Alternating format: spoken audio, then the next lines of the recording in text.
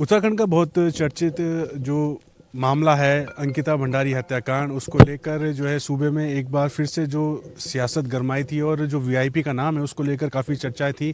तो वहीं सूबे के जो मुख्यमंत्री हैं पुष्कर सिंह धामी, उन्होंने सीबीआई जांच की संस्तुति दे दी है, मगर वहीं विपक्ष अभी भी कुछ सवाल जो है वो खड़े कर रहा है। इन सभी विषयों पर चर्चा करने के लिए हमारे साथ पूर्व मुख्यमंत्री हरीश रावत इस वक्त मौजूद है। सर बहुत स्वागत है।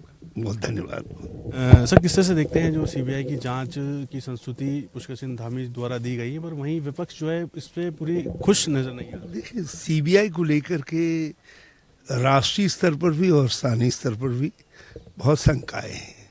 वो एक प्रकार से दूसरी राज्य पुलिस है, केंद्र सिर्फ उसका जो कंट्रोल है वो केंद्र सरकार के हाथ में है। तो उनसे इस ऐसे नाजुक विषय की निष्पक्षता जो अपेक्षित है उसको बनाए रखने के लिए आवश्यक है कि ये जांच न्यायिक देखरेख में हो और सुप्रीम कोर्ट के जज, जैसा उनके पिताजी ने मांग की है, अंकिता के पिताजी ने, सुप्रीम कोर्ट के जज की देखरेख में हो। हमारा इसमें इतना और आग्रह है कि इसमें सजा मिले, लोगों को दोषी पकड़ कानून की जकड़ में आए, उसके लिए आवश्यक है कि एफआईआर अंकिता के माता पिता में से कोई या जिसको भी वो कहें वो व्यक्ति जो है एफआईआर दर्ज कंप्लेंट दर्ज करे, उसके आधार पर एफआईआर दर्ज हो नए सिरे से और उसमें वीआईपी का उल्लेख हो और साथ साथ जिन लोगों ने साक्ष्य मिटाने का प्रयास किया है बनतारा रिजॉर्ट में उन लोगों के खिलाफ भी जो है एफआईआर में उल्लेख हो, वो भी जांच के दायरे में आए, तब इस केस का पूरा खुलासा हो पाएगा। नहीं तो मोटिव सिद्ध नहीं हो पाएगा, कारण सिद्ध नहीं हो पाएगा कि हत्या क्यों हुई करके, हाईकोर्ट में जा करके और आगे केस गड़बड़ा जाएगा। तो केस की निष्पक्षता के हित में है कि जांच सुप्रीम कोर्ट के जज की देखरेख में हो, ऐसा उसके माता पिता ने चाहा है, और साथ साथ जो है नए सिरे से एफआईआर, एक नई एफआईआर दर्ज हो जिसकी कंप्लेंट अंकिता के माता पिता करे, कोई और व्यक्ति नहीं, या उनके द्वारा ऑथराइज व्यक्ति करे। इस पूरे मामले में देखा गया है पहले दर्शन भारती की एंट्री होती है, फिर जो पर्यावरणविद हैं अनिल जोशी, उनके द्वारा एक एफआईआर जो है वो बसंत विहार थाने में जो है अज्ञात वीआईपी के नाम कराई जाती है। तो वहीं जो वीआईपी के लेकर जो मुख्यमंत्री पुष्कर सिंह धामी से अंकिता के माता पिता की मुलाकात हुई थी, वो भी उसमें जो एफआईआर अब दर्ज की गई है उसमें उसकी भी जो उन्होंने एक पत्र दिया था सीबीआई जांच को लेकर, वो भी अब जो है संकलन कर दिया गया है। और एसएसपी साहब से हमारी बात हुई तो उन्होंने कहा था कि ये भी सीबीआई को सौंपा जाएगा, मतलब किसी और के नाम से जो है एफआईआर दर्ज हो जाती है पर माता पिता के नाम से नहीं। वही, जब तक माता पिता दर्ज न करें, जब उसके माता पिता है, उसका भाई है, या वो स्वयं विवेकशील लोग हैं, किसी को कहे वो दर्ज करे।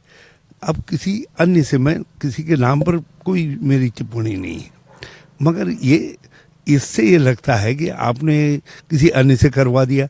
अब जब आवाज़ उठी तो कह दिया जो उनके पिताजी ने अर्जी लगाई थी सीएम के पास, और वो जो है उस पर उसको भी भाग बना लिया जाएगा एफआईआर का। तो ये बात समझ में नहीं आती है, ये सब बहुत डूबियस चीज़ें हैं, क्योंकि वो अर्जी है, अर्जी में और जो कंप्लेंट है वो अलग है। एक मुख्यमंत्री के पास अर्जी लगाई जाती है, प्रार्थना पत्र दिया जाता है, और कोर्ट में शिकायत जो थाने में है उसमें कंप्लेंट की जाती है, और उसके आधार पर एफआईआर होती है। तो दोनों का नेचर अलग अलग है ना। तो ये सब गड़बड़ कर रहे हैं, और जानबूझ करके कर रहे हैं या अनजाने में कर रहे हैं तो भगवान जाने, लेकिन इससे गहरे सवाल पैदा हो गए हैं। इससे यदि इनको बचना है तो इनको चाहिए कि ये शीघ्र रिक्वेस्ट करें कि साहब सुप्रीम कोर्ट के जज महोदय से निवेदन किया जाए कि मुख्य न्यायाधीश महोदय से किसी को नामजद कर दे, वो देख रेख करे, उनकी देख रेख में सीबीआई की जांच हो और नए सिरे से उसके माता पिता कंप्लेन करें और उस कंप्लेन के अंदर वीआईपी का भी उल्लेख हो और जो पंथरा रिजॉर्ट में तोड़फोड़ करने वाले हैं उनका भी उल्लेख हो। जी, एक सवाल मेरा ये है कि जैसे ही उर्मिला जो है हरिद्वार पहुंचती है, एसआईटी उनसे जांच करती है, पूछताछ करती है, तो एक जो है भाजपा की एक नेत्री वहां पर बैठी हुई नजर आती हैं, तो क्या निष्पक्षता इस जांच में? उससे भी एसआईटी की जांच तो जो है सबको मालूम है कि एसआईटी की जांच खाली लिपापोती के लिए की जा रही है करके। हाँ, अब उर्मिला जो एक समय लग रहा था कि इनके नज़र में अपराधी नंबर 1 है, अब वो प्रियपात्र हो गई है सत्ता की जो है।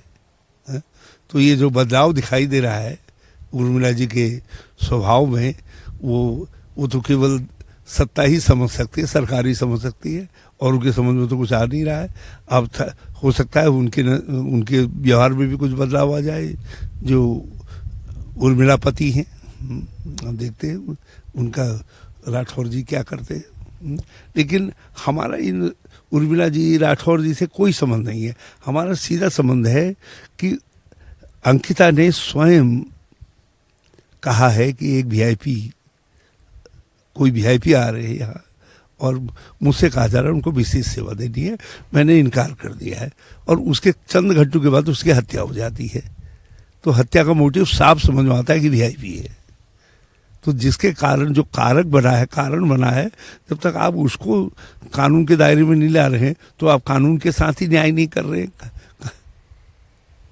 अब जिस तरह से सीबीआई की जांच की संस्तुति दे दी, तो अब विपक्ष क्या चाहता है कि क्या इसमें कुछ और हो जो, और अगर नहीं होगा तो आगे स्टैंड क्या रहेगा फिर? हम तो सीधी बात चाहते हैं। मैंने कहा ना कि सुप्रीम कोर्ट माननीय न्यायाधीश जो है सुप्रीम कोर्ट के, उनकी अध्यक्षता में, उनकी देखरेख में न्यायिक जांच हो और न जांच हो, और उस जांच का जो है जो हिस्सा है वो वीआईपी भी रहे और वीआईपी को भी बनाया जाए, तथाकथित जो भी वीआईपी है 1, 2, 3, और जो है उसके जांच का हिस्सा जिन लोगों ने वहाँ तोड़फोड़ की थी रिजॉर्ट के अंदर साक्ष्य नष्ट करने के लिए, उनको भी बनाया जाए। फिलहाल मामला ये है कि विपक्ष चाहता है जो सीबीआई की जांच हो वो सिटिंग जज की देखरेख में हो, और अभी जो वीआईपी को लेकर जितना बवाल, जो सियासी घमासान इस वक्त उत्तराखंड में देखने को मिला, उसका नाम का खुलासा हो।